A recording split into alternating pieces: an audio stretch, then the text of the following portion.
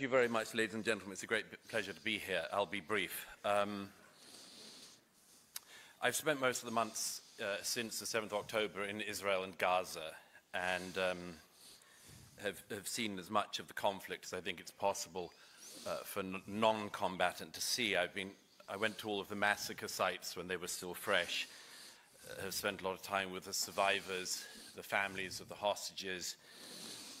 I've been in the morgues of Tel Aviv, where they're still trying to identify the dead. One young man's body was only identified yesterday. And think what it takes, what you have to do to a man to make his body unidentifiable for 8 months. One of the things that struck me most after the 7th of October was I was at one of the reunions of the Nova Party. And these are all young people who'd seen their friends raped and murdered in front of them. One young man, a survivor, showed me footage from his phone, and it included footage of a young friend of his who didn't make it into his car and was lynched by a mob immediately afterwards. This young man, this survivor, said to me, "What would you do if this happened in your country?" And I thought, I didn't say, but it has. It has happened in my society, in my Europe, in my West. The scale may be different, but the terrorists are the same. It happened here in Paris at the Bataclan. It happened in Manchester, where 22 young girls were blown up for the crime of going to a pop concert. It happened at the Pulse nightclub in Orlando. The scale was different, but the perpetrators are all the same. They're always the same people who, whether in Toulouse or Port de Vincennes, Copenhagen or Mumbai, can never restrain themselves from targeting the Jews.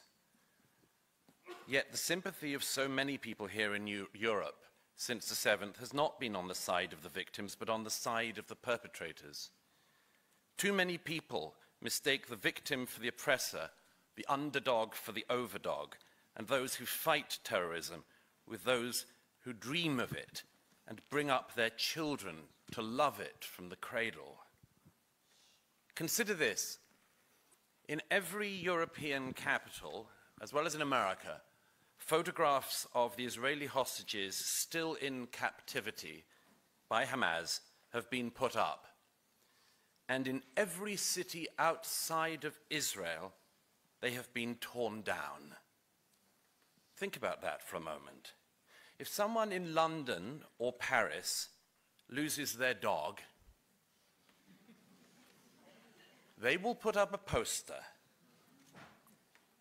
asking people to help find them. And if even one person in our society went around tearing down such a poster, we would ask what had happened in our society.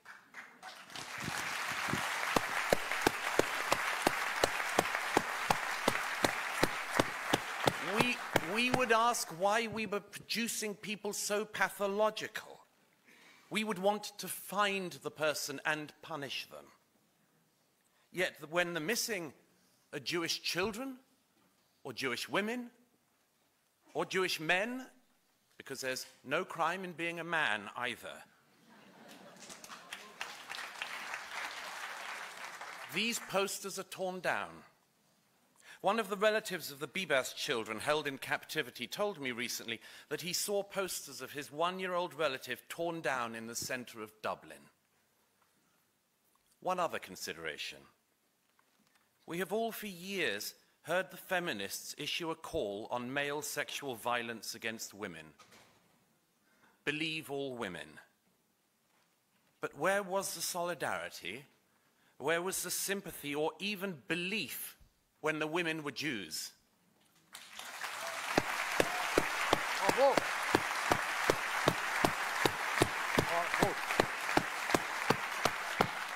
The belief evaporates. And I won't even go into the psychopathology and suicidalism of Queers for Palestine, who are a branch of Turkeys for Christmas. It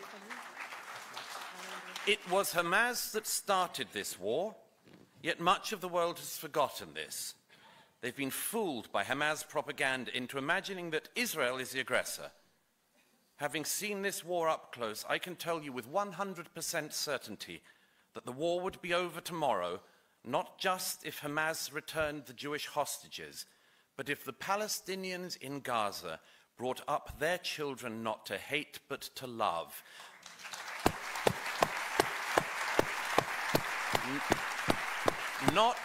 Not to aspire to a cult of death, but to join Israel in a belief in life, not to believe in destroying a state, but to put their energies into building one. Now, each era has its anti-Semitism. Anti-Semitism is famously a shape-shifting virus. Sometimes in the past, people hated Jews for their religion. Then you couldn't hate people for their religion, so people hated the Jews for their race. Then, when you weren't allowed to hate people for their race anymore, you could hate the Jews for having and defending a state. This is the eternal challenge for the Jewish people. Gregor von Retzori, among others, showed us this. It's their challenge to be hated for being poor and for being rich. For being integrated and for not integrating. For being stateless, remember, rootless cosmopolitans, and also to be hated for having a state. But this is not only a challenge for the Jews, it's a challenge for all of us. As Vasily Grossman wrote in the dead center of his masterpiece, Life and Fate, and I quote, "Anti-Semitism is always a means rather than an end. It is a measure of the contradictions yet to be resolved. It is a mirror for the failings of individuals, social structures, and state systems. Tell me what you accuse the Jews of. I'll tell you what you're guilty of." Bravo.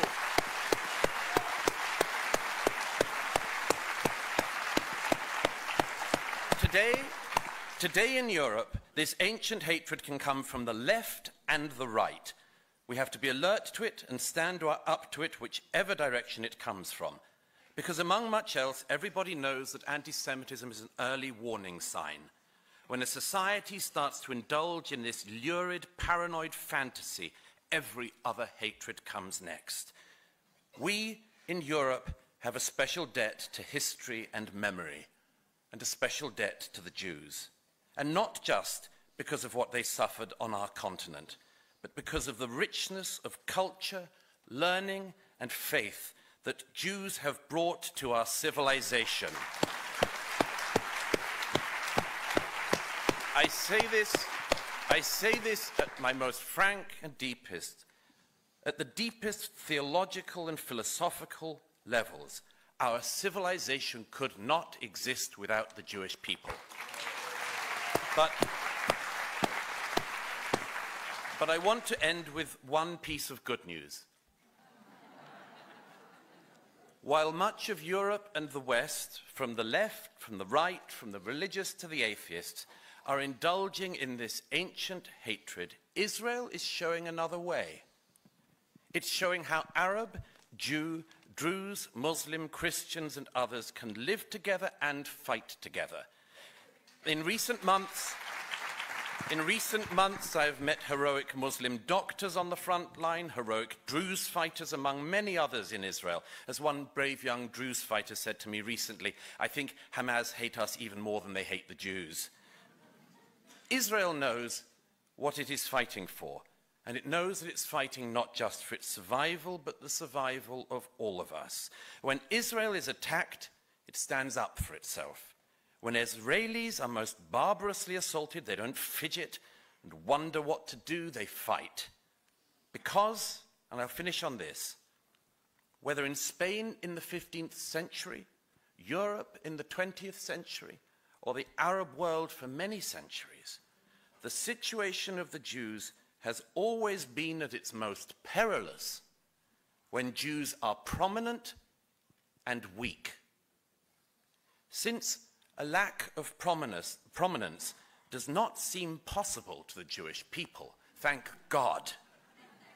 That leaves only one option: prominent and strong. And it should be not only Israel that follows that model, but us too. Prominent, strong, united, and resolute.